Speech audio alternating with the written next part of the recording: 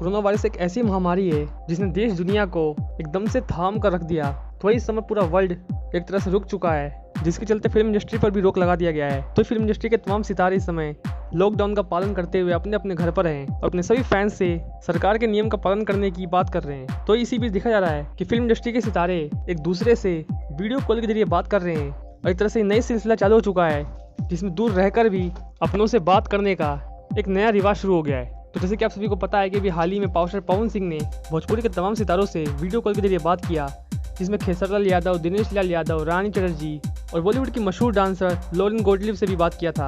और आज power star Pawan Singh ने भोजपुरी फिल्मों के उभरते कलाकार रितेश पांडे से भी बात की। फ्रेंड, जैसे कि आप सभी तस्वीरों में देख सकते हैं, पावर स्टार पवन सिंह ने रितेश पांडे से वीडियो कॉल के जरिए काफ़ी कुछ बातें की।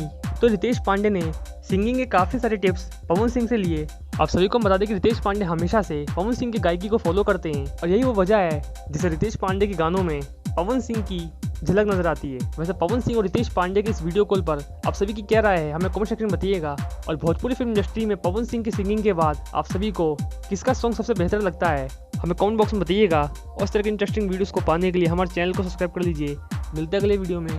धन्यवाद।